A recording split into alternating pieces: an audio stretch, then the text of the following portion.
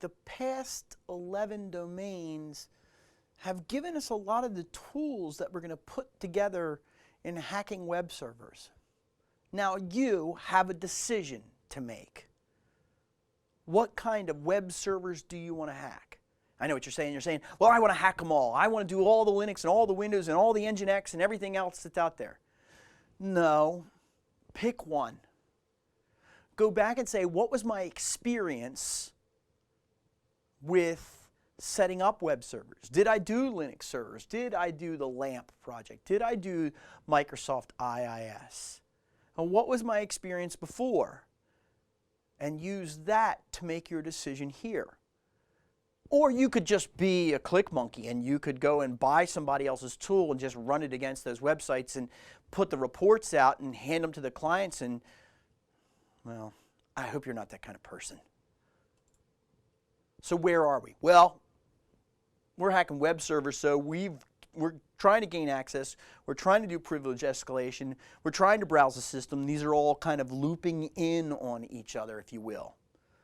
So we want to talk about the web server concept, client-server concept that goes along with it, and we're going to dig into Apache IIS and attacks against the web servers themselves.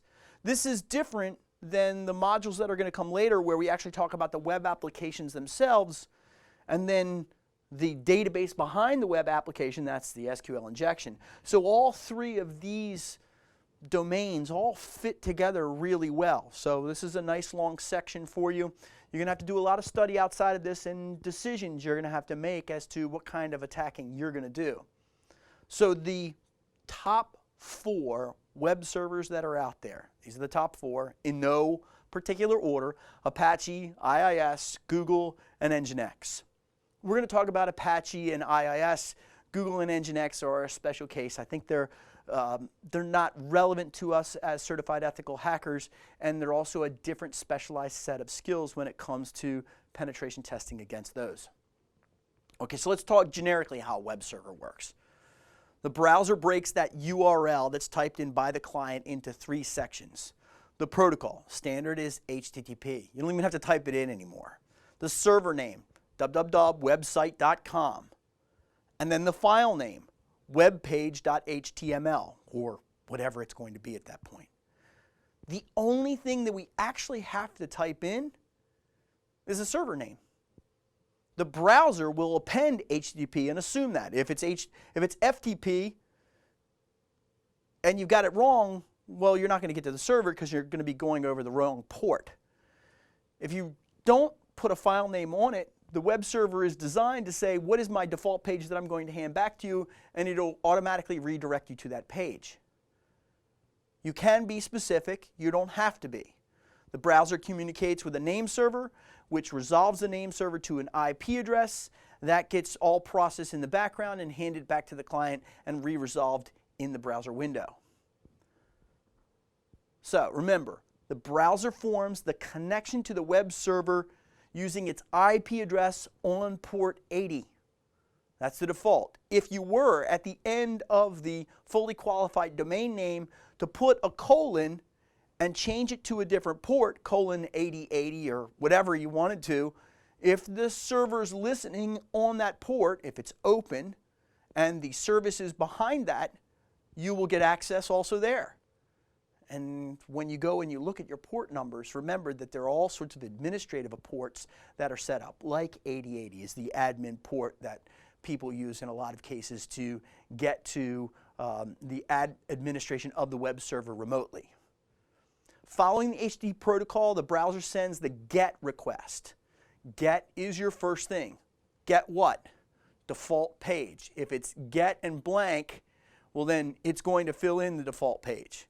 The server sends the HTML text from the web page to the browser. It's delivering the file. This is just a really fancy file server. And then the browser reads, renders the HTML tags and formats the page on the screen. Which version of HTML? Doesn't matter. The browser will communicate back and forth with the server and interpret that and then offer up. So this could be really specific. And I put this diagram up here because these are all the different architectures that are out there. don't try and squint and look into them, but just realize that we can be really specific, and you're going to have to be general in what you do. Pick IIS or pick the Linux project, and then dig from there. I want to give you a little diagram of Apache. This is not something that you have to memorize for your test, but you have to know how these components are put together. So these are just kind of high-level diagrams of how things work with each one of the major vendors out there. So for Apache, it intercepts the HTTP protocol, and it bases all of its actions on RFC 1413. And it goes through and picks up the main, the HTTP config, and the request, formats that, and pulls it back along with the HTTP core, and it rolls all that data back to the client. Each one of these little pieces in here, notice it says http_protocol.c. That particular piece of code and programming can be protected individually. And in a lot of cases, hardened web servers, like something using security enhanced Linux, will actually make it so that only these particular other C programs can speak to that C program. And we can set very narrow permissions there on whether you're allowed to run that particular protocol or interact with that particular program and what other programs it can interact with. Armored servers will limit your access to these particular files and your ability to corrupt them. SharePoint. If I had to tell you, if somebody said to me, Dean, I need some career advice, I want to be a web server hacker, I would say learn everything you can about Microsoft's IIS and about Microsoft's SharePoint. Because SharePoint is a really fancy web server.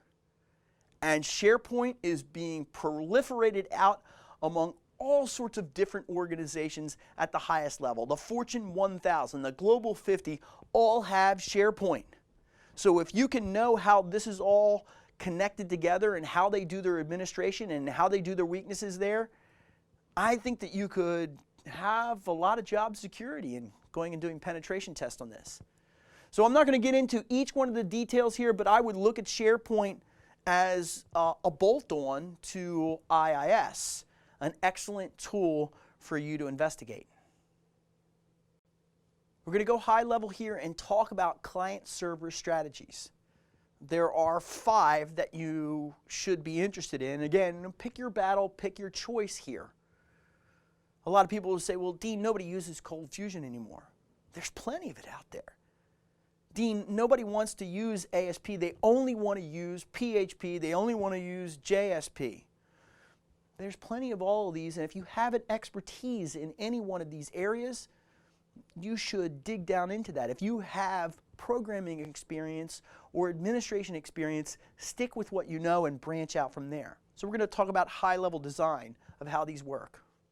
Common Gateway Interface. This is a program run by the web server in response to the client.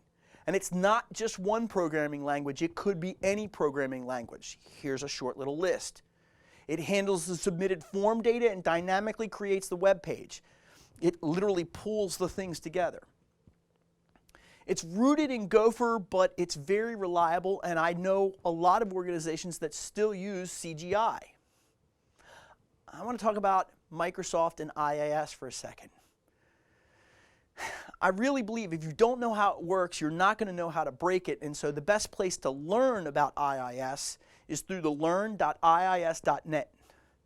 It's an amazing portal. It really is quite elegant in how it talks and how it works and how they communicate their lessons. So it's a great place for learning the basics of IIS. IIS 7 works differently. So if you're used to IIS 6 and before, it works very differently. It breaks things down into responsibilities and components. So the responsibilities is it listens for requests made to the server, and it manages processes a lot more so than previous IIS. It does the reading of the configuration files like the old HTTP sys under version 6. It does it a little bit differently now. Now it's got components underneath of it, and these are all the kind of the pieces. If you actually go into IS administration and you click the expand, you'll see all these components down below. The protocols, the listener, HTTP sys, it's a modified for 7. Services, because you can have more than just a dub service, and the Windows Process Activation Service, the WAS. You really want to look up the WAS or the WAS or however you want to say it. It's a different set of components. Okay, for CGI, notice that you've got a whole bunch of different browsers coming into the web server, and then the web server can offload this to different CGI programs that are on the same box as it or different ones. And then we can bolt in the database behind that. Microsoft core technologies come in 3 basic flavors: the Internet Information Server, the Explorer itself, and then access through the database of the SQL server. You could use Access, and people do use Access, but that's not a robust enterprise. If you can see that they have Access behind it, realize that this is going to be small. They're not going to have a lot of administrative knowledge behind them. You can use VBScript, Java, ActiveX, and Distributed Component Object Modeling.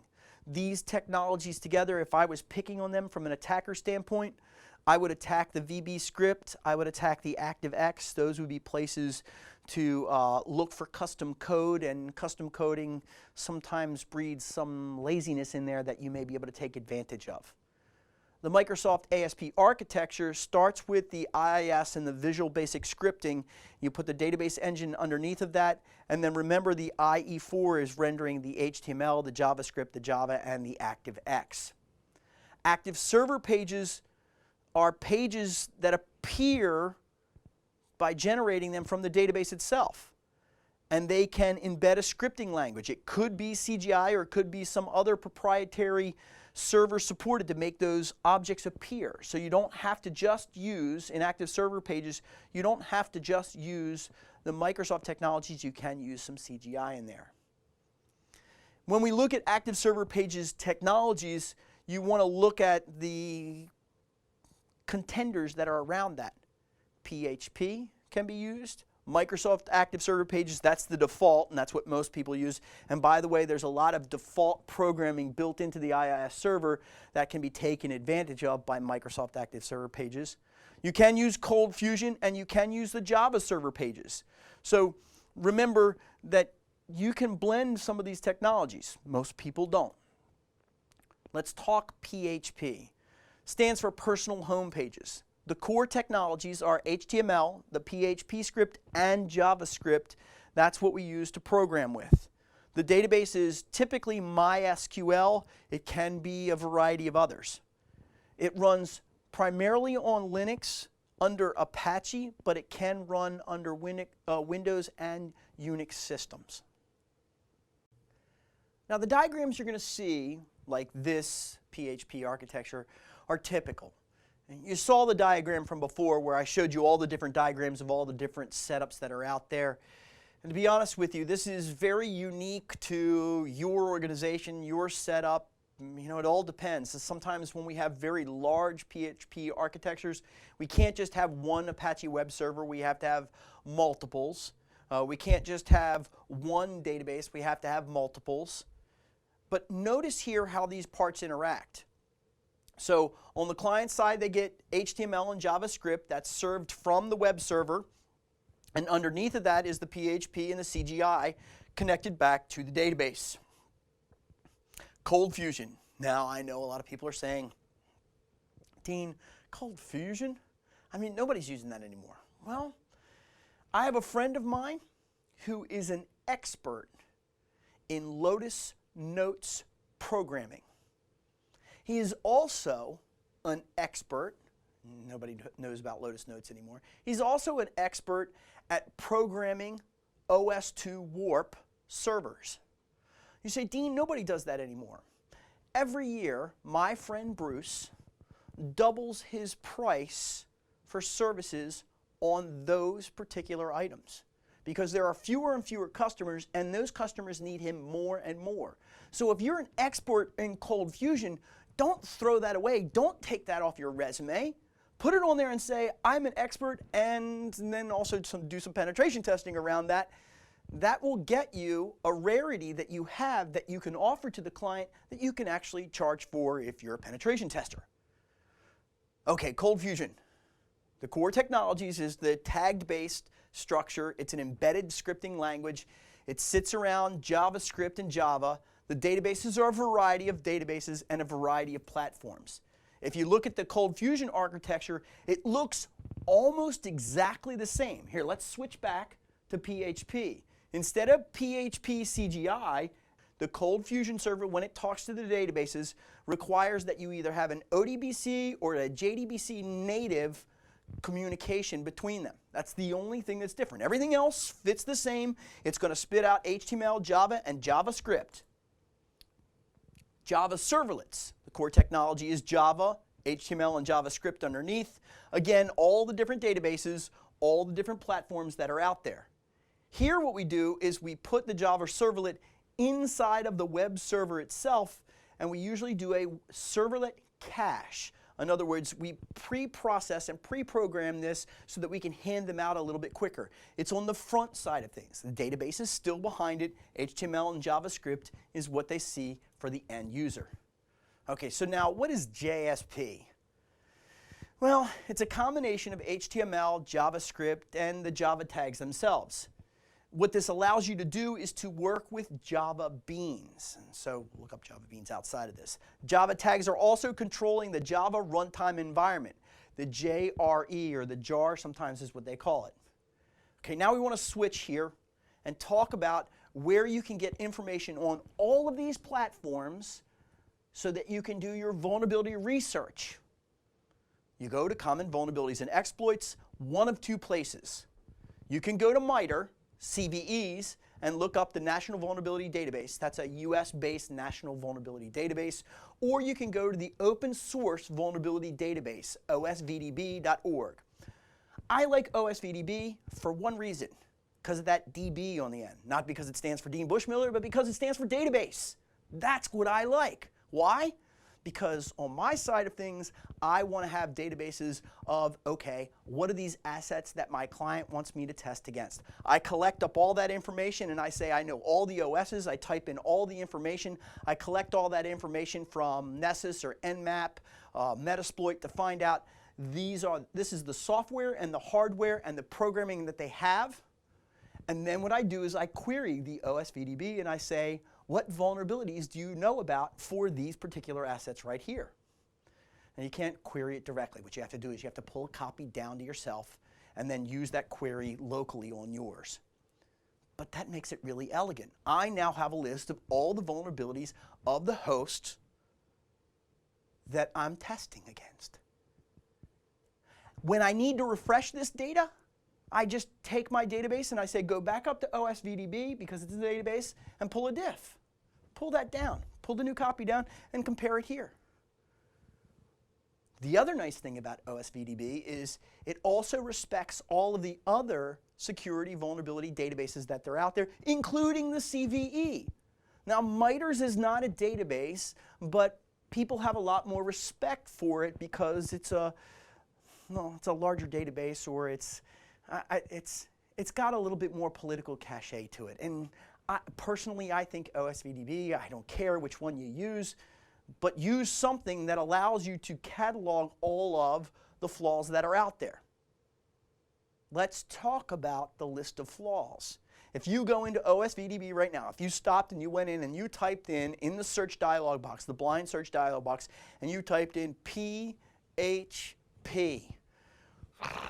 you're going to get this huge list. It's an amazing list of how many vulnerabilities that are out there. If you type in IIS, you're going to get a list. Remember, you got to narrow that by 7 versus 8.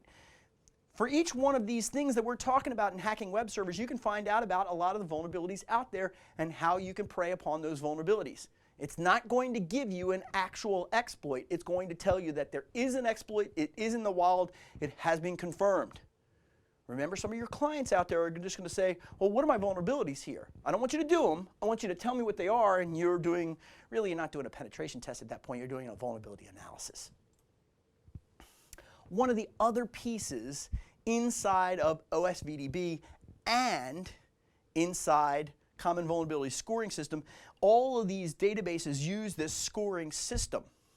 Now you'll notice that there are 3 categories here and it comes up to a sum total number.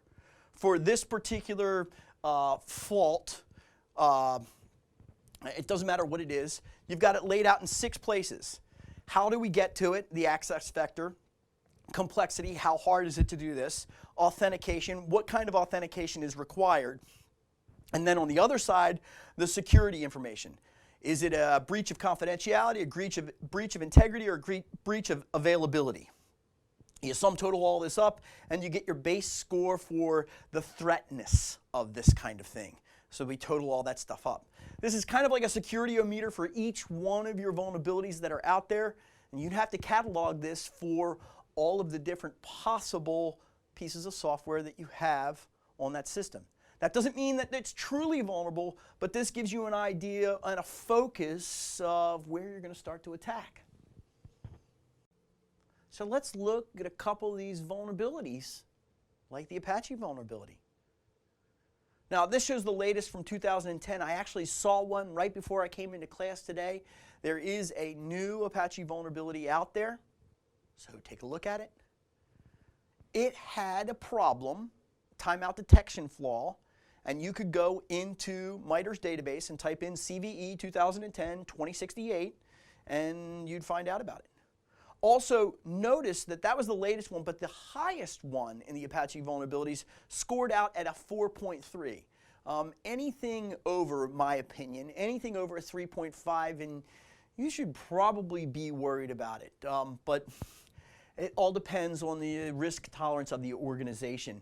The reason why we care about it is you should be worried about it because you need to investigate it. You need to look for the vulnerability code that's out there, the exploit that's out there, so that you can apply it against that particular asset. So that's why you worry about it. Here, how about Microsoft's IIS ISAPI DLL buffer overflow in 2001? This was instantiated by Code Red and Nimda worms. In other words, they attacked against this buffer overflow. Very, very high scoring, by the way. This is the one that kind of scared me when it came out, but I think it's a great place for us to look as an attacker, is on the Internet Printing Protocol printer overflow. The Internet Printing Protocol is a part of the IIS for you to use so you could actually print over the internet or over the network. It's one of those features, the reason why they created it, I think, and I'm not sure, is they created it so that they could make SharePoint kind of like a print server all over again, because SharePoint is a web server. I mean, do you really want to print from the internet? I hope you do, because that's how I'm going to get into your network. So it was a simple little buffer overflow that caused you to be able to corrupt. Internet Printing Protocol allowed you to corrupt the web server and actually get into the web server itself. IIS directory traversal attacks. You may know this as the .. If you wanted to right now at the command line, you could type in cd .. /cd .. and that would move you up directories. And that is doing directory traversal. That's actually going up the directories. cd .. goes up a level. This allows you to access files, directories, and stored not just in the web server, but allowed you to get all the way to, on Microsoft machines, the WinNT directory, and then inside of WinNT you could actually get to command.exe, allowing you to do a remote command shell on the web server, on all web servers. This was first noted by Rainforest Puppy. The problem is that the attacker looks at the absolute links. They can dig right down into this server, and they can traverse outside of the web server and into any structure inside of the machine. You say, Dean, if I look up Rainforest Puppy, what I'm going to find out is this was from 10 years ago. Nobody's susceptible to the IIS directory traversal. See, there's this company called Adobe, and they actually do this online thing. You may have heard of Adobe Connect. I actually use it for a lot of my live classes. And in Adobe Connect, they have all these different organizations that have, well, their services offered up by Adobe, so that when I do my classroom, we go to Adobe instead of Dean.com. They were susceptible to a directory traversal 6 months ago. 9 months ago, I think. The point is that when we learn about this directory traversal, when you learn about these classic flaws and vulnerabilities, you learn how to be ready for that next vulnerability that's out there. I'll try directory traversal against Adobe. I'll try directory traversal against the client who hired me to do this thing. Learn all these different tools. Realize that this is nothing more than a screwdriver or a hammer or a pack of nails that's on your tool belt that you're going to use. You have to think with it, you have to play through it, you have to attack with it and understand how the attack works so that you can then take a unique piece of this and a unique piece of that and create a custom exploit. Unicode. When we talk about Unicode attacks, this is a generic category of attacks. It's another way to say the same thing.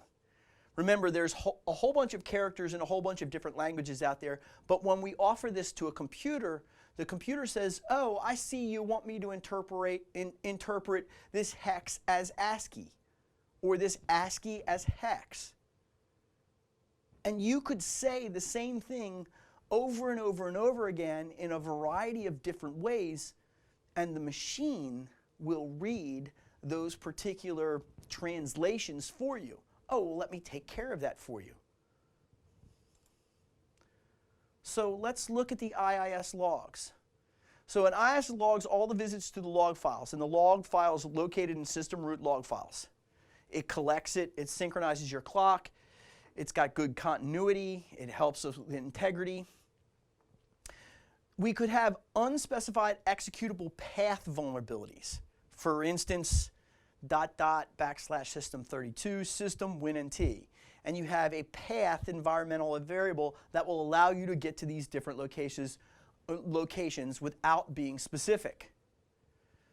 So what you need to realize is that it is possible to do directory traversal on Windows machines as well as other operating systems that are out there, and you can start from within the web server itself. What you want to do in all cases here is you want to look at the list of vulnerabilities regularly to find good tools, to find good ways to exploit your customer and do a proper pen test. You're going to tell them to patch, and remember, that's the opposite. If the vulnerability pops up and they've patched it, then you won't be vulnerable to that any longer as long as the patch is there, so therefore they won't be vulnerable, you can't attack there. You're going to look at the logs and the traffic that are flowing across there. If you can sniff that information, you're going to look at their logs and their traffic to see who may be coming to their site. For resources on this, I didn't put any in here because what I want you to do is I want you to go out and pick that web server that you want to be an expert in. Dig down and find the great resources that are out there for you. I mentioned one in the recording talking about how to learn about IIS. Look for others out there that work for you.